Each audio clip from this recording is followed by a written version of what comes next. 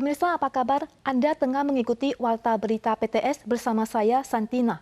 Kebakaran perusahaan makanan Lianhua di Changhua menimbulkan banyak korban. Saat ini masih ada 3 korban yang luka parah yang dirawat, termasuk seorang PMI wanita berusia 40-an tahun yang masih dirawat di Changhua Christian Hospital dan belum lepas dari bahaya.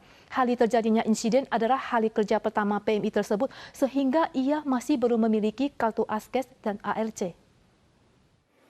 Diketahui bahwa PMI ini baru tiba di Taiwan sehari sebelum kejadian, sehingga ketika bekerja di Lianhua pada keesokan harinya, ia belum mendapatkan kartu ASKES dan ALC.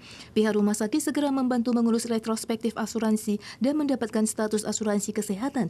Perusahaan Lianhua juga berjanji akan bertanggung jawab atas semua biaya pengobatan. Namun, meskipun staf medis telah melakukan CPR selama 50 menit 4 kali sentrum dan menggunakan alat pertolongan darurat ECMO, ia masih belum lepas dari bahaya. Setelah ancaman bom di kereta api 2 hari yang lalu, Bandara Taoyuan juga menerima laporan adanya bahan peledak pada pesawat penumpang Air China yang terbang dari Beijing ke Taoyuan. Bandara segera melapor polisi dan meminta pesawat tersebut mendarat di apron penghubung dan menutup landasan Pacu Selatan. Menurut pemahaman usai pemeriksaan rinci, dalam pesawat yang membawa 103 penumpang dan 15 kru pesawat ini tidak ditemukan bahan peledak. Tanggal 26 pagi, perusahaan TIA menerima informasi bahwa pesawat penumpang Air China CA185 dari Beijing ke Taoyuan diduga mengangkut bahan peledak dan segera melapor ke Biro Kepolisian Penerbangan, meminta pesawat berhenti di apron dan menutup landasan Pacu Selatan. Untuk memastikan keselamatan, 2 mesin Sinar X dikerahkan untuk memeriksa dan penumpang diminta turun untuk menjalani pemeriksaan. Ada 103 penumpang dan 15 awak dalam penerbangan ini, namun penumpang tidak tahu sama sekali kabar terkait bahan peledak. Satuan petugas anti-eksplosi dari tim inspeksi keamanan dan petugas kepolisian naik ke pesawat dengan hati-hati untuk melakukan pemeriksaan keamanan kabin. Untungnya setelah pemeriksaan tidak ditemukan bahan peledak. Pertama, TRA menerima laporan adanya 8 bom di stasiun Keelung tanggal 24 pukul 11. Pada pukul 10 pagi hari yang sama, kereta jurusan Kaohsiung Taipei dilaporkan ada 3 bom yang dikendalikan dari jarak jauh. Tanggal 25 pukul 10 pagi, sebuah SUV di tempat parkir bawah tanah stasiun kereta api diduga memiliki bom. Ditambah lagi dengan kabar ancaman bahan peledak pada pesawat Air China hari ini mencatat rekor ancaman bom dalam 3 hari berturut-turut. Terlepas dari ada tidaknya bahan peledak, selama laporan diterima, bandara, APB, dan CAA akan mengambil langkah pencegahan untuk memastikan keselamatan penerbangan.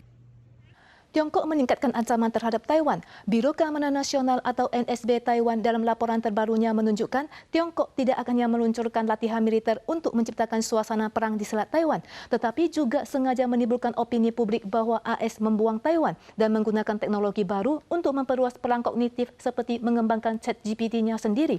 NSB akan terus memantau agar Tiongkok tidak campur tangan dengan pemilu tahun depan. Laporan terbaru NSB menunjukkan bahwa Tiongkok telah meningkatkan ancaman gabungannya lewat gangguan militer, beragam drone, balon udara, kapal ikan, dan juga mengadopsi teknologi dan metode baru untuk mempergencar perang kognitif. Tanggal 26, Dirjen NSB Tsai Ming-yen menjelaskan lebih lanjut bahwa Tiongkok mulai mengembangkan ChatGPT-nya sendiri. NSB akan mengevaluasi secara cermat apakah ini akan digunakan untuk mengoperasikan berita hoax.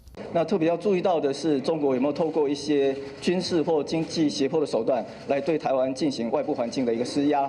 那另外一方面也要注意到，中国有没有透过刚刚所提到的假讯息或认知作战的操作，来影响台湾民众在政治上的一个偏好，甚至去影响我们民主选举的结果。 Taiwan telah memperkuat pertukaran intelijen dengan badan intelijen internasional seperti Five Eyes yang dibentuk oleh Australia, Kanada, Selandia Baru, Inggris, dan Amerika. NSB telah memperbaharui peralatan komputernya secara signifikan dalam beberapa tahun terakhir. Apakah ini berarti Taiwan telah mencapai standar internasional untuk berkolaborasi? Dirjen NSB membenarkan bahwa pihaknya telah melakukan pertukaran informasi terdini dengan aliansi Five Eyes. Mantan Kepala Staf Angkatan Udara memperingatkan Taipei dan Hsinchu mungkin menjadi tempat paling berbahaya saat perang. Tsai merespons bahwa bagaimana cara menangkal perang merupakan prioritas utama kebijakan pertahanan dan tim keamanan nasional juga telah melakukan simulasi perang untuk skenario berbeda. Seniman nasional Taiwan Chu Ming diduga mengakhiri hidupnya karena tersiksa oleh penyakit kronis berkepanjangan. Legislator mengusulkan untuk melegalkan eutanasia atau lebih dikenal dengan suntik mati. MOHW mengatakan bahwa saat ini di Taiwan telah ada undang-undang otonomi pasien dan peraturan pengobatan paliatif untuk melindungi hak pasien. Asosiasi medis juga menilai bahwa eutanasia sama dengan membantu pasien melakukan bunuh diri. Ini bertentangan dengan etika medis dan hanya sedikit dokter yang bersedia melakukannya. Seniman negara Chu Min diduga bunuh diri di rumah akibat penyakit kronis dan depresi yang mengangkut isu praktik eutanasia. Ada legislator KMT menunjukkan ada lebih dari 100 buah elegi perawatan jangka panjang dalam beberapa tahun terakhir yang memohon MOHW untuk mempertimbangkan kembali legalisasi eutanasia. 你敢有支持这个安乐死这个问题？重点就是讲，伊爱借别人的手来处理这项代志，借这别人的手真济就是落在医疗人员的身上。 Saat ini ada UU Otonomi Pasien dan Peraturan Pengobatan Paliatif di Taiwan yang dapat mengurangi atau menghilangkan rasa sakit fisik dan psikologis pasien pada stadium akhir, yang juga dapat melindungi hak mereka untuk meninggal secara baik-baik. Eutanasia sama dengan membantu pasien untuk bunuh diri. Ini bertentangan dengan etika medis, mungkin hanya segelintir dokter yang bersedia melakukan praktek ini. 如果真的通过了这个法案，那你真的要请医师来执行，医师还不一定会去。 应该也有一个拒绝的权利啦，因为像你如果说叫我来结束这个生命，说实在我们真的于心不忍。 Eksekusi akhir eutanasia dilakukan oleh dokter, namun organisasi seperti Asosiasi Medis Dunia pun mewajibkan dokter untuk tidak terlibat praktek pertolongan untuk bunuh diri. Maka jika pemerintah meluncurkan pembahasan tentang eutanasia dikhawatirkan dapat menimbulkan konflik di kalangan akademisi dan konsensus masyarakat akan sulit dicapai. Tanpa menghiraukan seruan masyarakat internasional, Singapura mengeksekusi seorang terpidana mati pengedar 1 kilogram ganja pada 26 April. Kendati pun PBB dan kelompok hak asasi manusia berharap Singapura untuk mempertimbangkan ulang kebijakan tersebut, Singapura tetap bersiteguh bahwa hukuman mati adalah cara yang paling efektif dalam memerangi narkoba.